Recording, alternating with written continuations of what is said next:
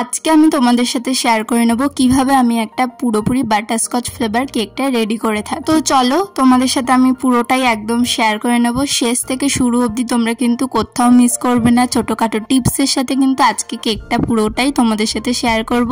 তো চলো দেখা যাক। প্রথমে তো আমি এখানে ক্রিমের মধ্যে একটু এসেন্স নিয়ে নিয়েছি, যেটা ছিল অবশ্যই বাটারস্কচ ফ্লেভার এসেন্স। তারপর একটু বাটারস্কচের যে বাটার টাইপস কালারটা আনার জন্য এখানে খুব সামান্য আমি একটু ইয়েলো ফুড কালার ইউজ করেছিলাম। তো এখানে আমি একটা কথা বলে রাখি, এই বাটারস্কচ ফ্লেভার কেকটা কিন্তু আমার ছিল পুরোটাই এগলেস কেক। তো এগলেস কেকের মধ্যে আমি যখন কেকটা বানিয়েছিলাম না, এই দিন আমার এগলেস কেকটা এতটাই সফট হয়ে গেছিল যে কেকটা করার সময়, তো তখন কেকের একটা লেয়ার না কাটিং করার সময় তখন ভেঙে গিয়েছিল। তো তাতে টেনশন নেওয়ার কোনো কারণ নেই। তারপর দেখো আমি তো এখানে বাটারস্কচ ক্রাশ নিয়ে নিচ্ছি, যেটা ক্রিমের সাথে খুব ভালো করে আমি মিক্সড করে নিচ্ছি।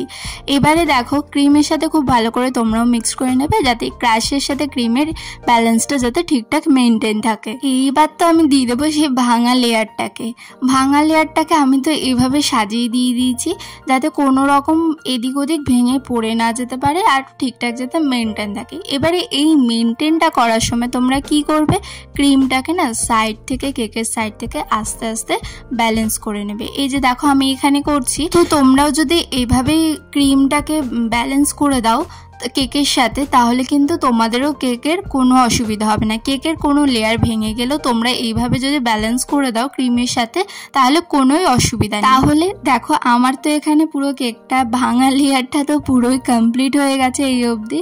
এখানে অবধি তো কোনো প্রবলেম হয়নি। আর এখানে একটা জিনিস তোমাদেরকে আমি বলে রাখি, এই কেকের ক্ষেত্রে লেয়ারগুলোতে কিন্তু আমি কেকের স্পঞ্জে কোনো রকম দুধ বা কোনো সুগার সিরাপ ইউজ আমি করিনি, কারণ কেকটা আমার এতটাই সফট হয়ে গিয়েছিল এই দিনকার, এগলেস কেক ছিল যেহেতু, সেই কারণে আমি এখানে দুধ বা সুগার সিরাপ কোনোটাই ইউজ করিনি। তারপর তো দেখো এখানে আমার কেকের পুরো কাম কোটিং তো করা হয়েই গেছে। এবারে বলো তোমরা যে আমার এখানে যে কেকের ভাঙা লেয়ার দেওয়া রয়েছে সেটা কি তোমরা কেউ বুঝতে পারছো?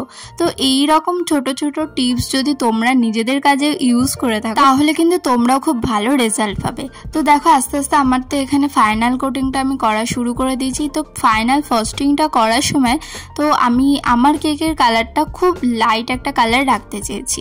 তো এইবার আমি তোমাদেরকে বলি যে কেকটা আমি কার জন্য বানিয়েছিলাম। কেকটা আমি বানিয়েছিলাম আমার ভাইয়ের বার্থডে পারপাস। আমি তো এটা বাটারস্কচ এগলেস বানিয়েছিলাম। এবারে এগলেস বানিয়েছিলাম কারণ হচ্ছে কি আমার মামা বাড়িতে কিছু মামা আছে যারা ভেজিটেরিয়ান, তো সেই ক্ষেত্রে আমি এগলেসটাই বানিয়ে নিয়ে গেছিলাম, যাতে প্রত্যেকেই খেতে পারে কেকটা।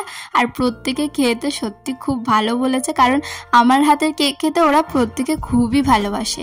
আস্তে আস্তে দেখো এখানে তো আমি ইয়েলো কালার একটু দিয়ে দিয়েছি, তাহলে ইয়েলো আর হোয়াইটের একটা টাচ আপটা থাকলে কেকের একটা বেশ লুকিংটাও ভালো লাগছিল। আমি খুব লাইটের মধ্যে কেকটা বানাতে ভালোবাসি। নিজের কোনো কেক হলো তো আমি তো সেটাই সবসময় আমি সেটাই বানিয়ে থাকি।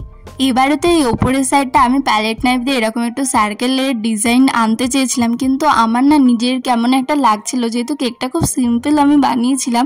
তো প্রথমে ভাবলাম যে এখানটা কেমনই লাগছে, তারপর এটাকে আবার ঘেটে দিয়ে আমি পুরো ওপরের জায়গাটা প্লেন করে দিয়েছিলাম। তো এরপরে ভাবলাম যে ঠিকঠাকই আছে। আর নিজেদের যখন কেক বানাই তখন অত দেখি না, কারণ কেকটা তো সেই পেটেই আমাদের যাবে। তো এবারে আস্তে আস্তে তো দেখো এখানে আমি ডেকোরেশনটা স্টার্ট করে দিয়েছি। তো ডেকোরেশনে তো তোমরা কিছু টপার দেখতে পাচ্ছ, যেটা একদমই তোমরা হয়তো কালকে আমার শর্টসেও দেখেছো। তো এখানে আমি যেহেতু ভাইয়ের বার্থডে পারপাস কেকটা বানিয়েছিলাম, এখানে সেই কারণে আমি এরকম কিছু টপার ইউজ করেছিলাম। পুরোটা আমি নিজের প্ল্যান মাফিক করেছি, কারণ আমার ভাই সত্যি খুব ফুডি একজন যাকে বলা যায়, কিন্তু ও সত্যি খুবই ছোট আমার থেকে, আর ও খেতে মারাত্মক পছন্দ করে। তো ভাবলাম যে ওর বার্থডে পারপাস এরকম যদি কোনো একটা কেকের থিম করা যায় তাহলে তো বেশ মজাদার একটা ব্যাপার হবে। সেই কারণে তো আমি এরকমই একটা করে দিয়েছিলাম। আর এখানে তো আমি কিছু স্প্রিঙ্কেল অ্যাড করে দিয়েছিলাম, বাস কেকটা খুবই সিম্পল আমি করেছিলাম। তো এই কেকটা তো আমি এভাবেই কমপ্লিট করেছিলাম। তোমাদের যদি কিছু ভালো লেগে থাকে তাহলে please do like, comment, share and subscribe. দেখা হবে নতুন কোনো ভিডিও নিয়ে। টাটা।